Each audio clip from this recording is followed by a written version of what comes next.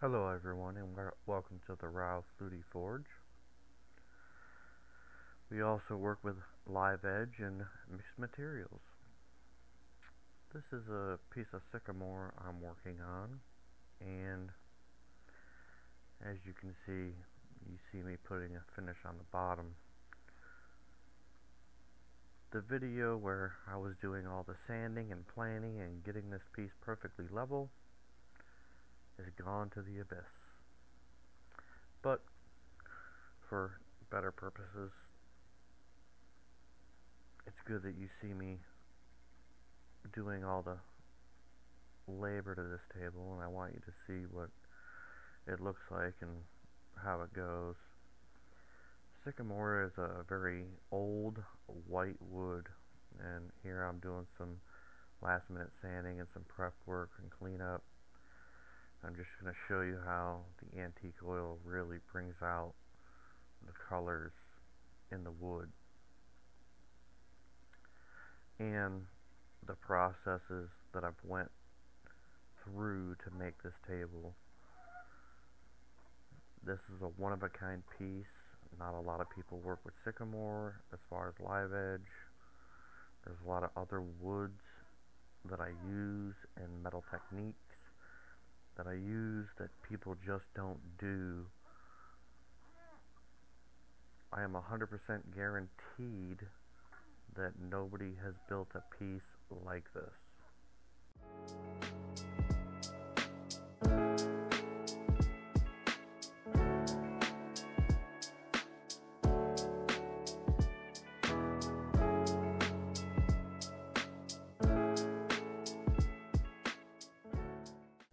I like to use a wide brush to spread my antique oil, let it set for about 10 minutes, and then wipe it off.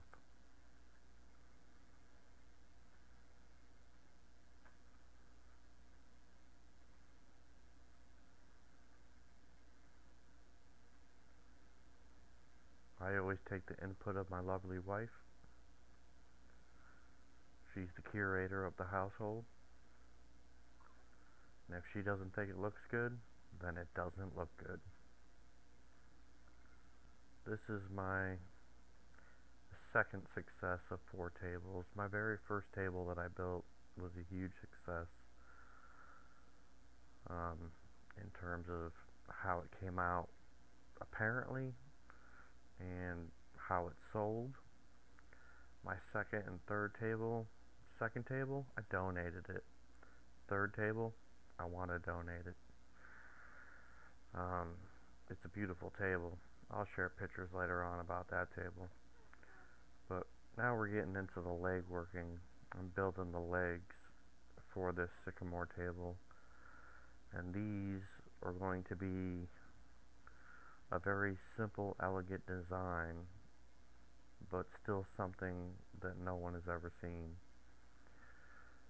My shop is small, my tools are minimal, so I'm doing a little Team U unravel here. I just took a shot and ordered some wood carving kit, a pocket hole jig, some carbide bits for the angle grinder that blow through wood a little quicker than continuously paying for flap discs. You know, particularly 36 grit. I also do a lot of metal work, so I wanted the metal ones for the woodwork and then the flat disc for the metal work. So I changed up what I'm going to use for what. Obviously I'm not going to use the carbide bits on metal. They won't hold. Or maybe we should test that in theory, considering I didn't spend too much on it, and see what kind of pattern I get. Only one can dull the other. But anyways, so I've tested these things out, tried it, and now I'm back to making my table legs. Like I said, they're very simple, very sleek, but it's going to be a one-of-a-kind design.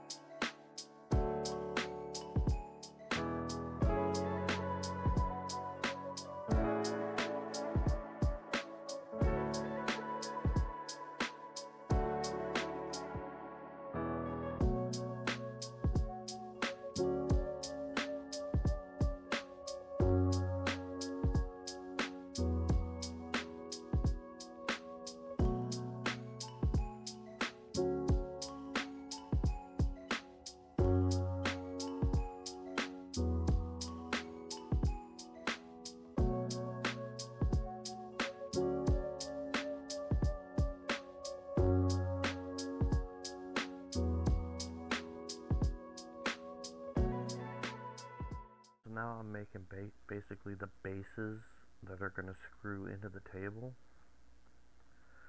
So a lot of people, when they do their live edge, they pre-drill a hole, they put a set screw with threads into the wood and they glue that in. I didn't want to do that with this table for one reason: freedom. I want to sell you a beautiful table. I want to sell you something that's sturdy. I want to sell you something that's old but new, but at the same time, I want you to have the freedom to change it if you so desire. So I didn't go heavy on the legs to where I didn't want you to change my art. And this is where I'm welding up 3 of the legs. Now, while my welding is hot, my welder is not. And it only gets up to 70 amps. So anything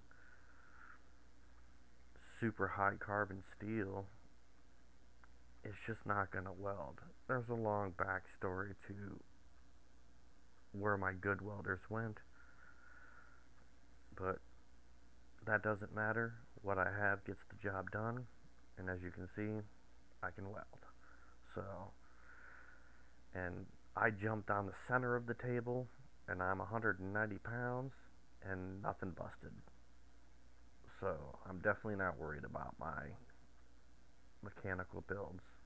I'm also a certified master technician that fixes cars.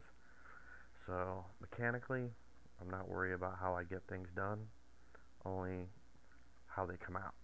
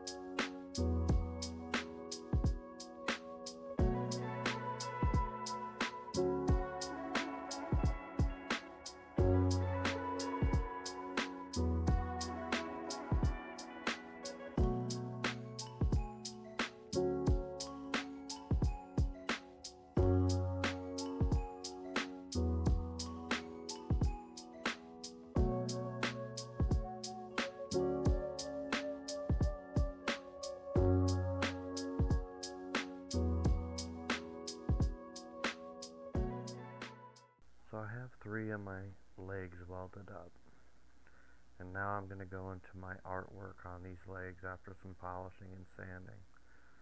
I went with a rough sand of 120 grit straight down the legs because I feel like it gives it a very cool effect. And now what I'm doing is a process called bluing of the steel, which is changing the steel from a hard steel to a very pliable, flexible steel. Not that flexible, but enough to where it can take some weight and won't break. It would rather bend than break. That's not the reason I blued it. I actually blued it for the art. The tempering of steel, you can see in the difference of the color. And that is a beautiful thing of steel.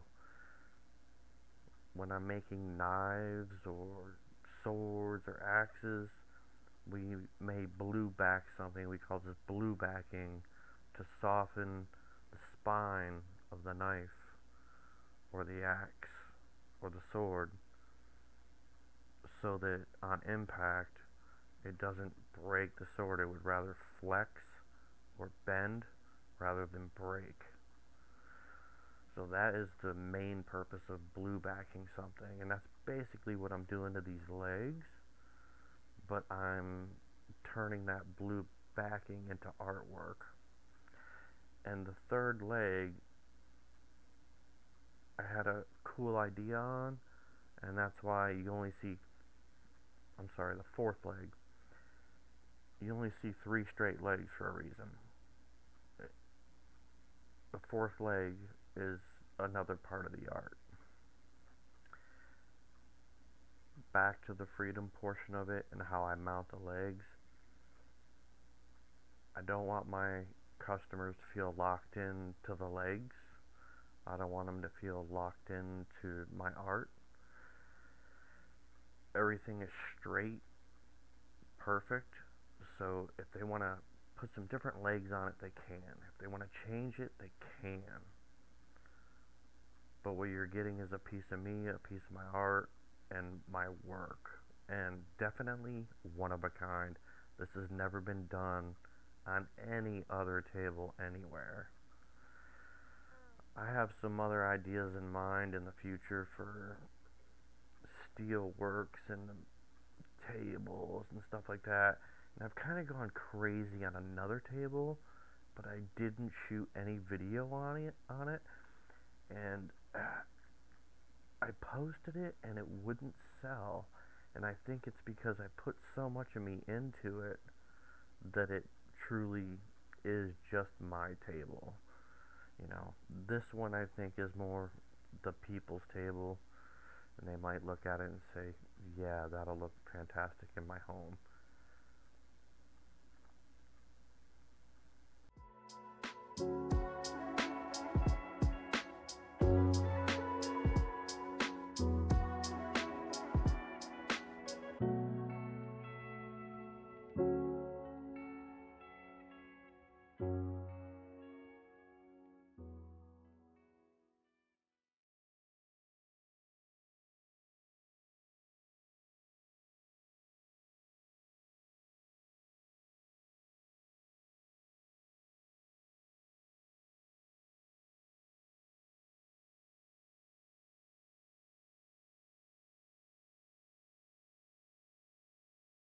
I made specific base plates for the bottom of the legs, and I mounted rubber to the bottom, Goodyear rubber to be exact, so that whether you're putting this table on your tile or hardwood floor, you're not going to get a scratch, you're just going to get a nice halt. Like I said, mechanically, I'm super inclined, and my job is to make it look the best. But that was me welding up the bases, and now I'm on to the second to the last finish here in this clip. And like I said, I let my antique oil, I use that a lot because it just makes the wood really pop. I let it set for about 10 minutes, and then I go back and wipe it off. I give it a good rub down with that microfiber towel. I don't go any further than that. My sanding does most of the work. When I wake up and my hands are asleep, there's a reason for it. It's because I spent a lot of time sanding down that wood, making sure it feels good to the touch before I even put a finish on it. And I've done clear finishes, I've done satin finishes, I've done both. So this is the end result, and you can see the fourth leg is cantered in. That wasn't just for artistic purposes, it's for the way the table turns and for balance. Like I said, I can stand on the middle of that table, jump on it, and it will not break, it will not tip. That table is level, steady, and solid. I love it. It's one of my favorite pieces that I've done. It's beautiful to look at. It's super sturdy, super durable, and it's in my living room right now. And my toddler jumps on it and stands on it and crawls on it and rolls under it. Super safe, super clean, super nice. and it's for sale. So message me, message my wife. Let me know if you're interested. This is my fourth live edge table. I hope you guys enjoy it, and I'll talk to you soon in the next video. Leave comments.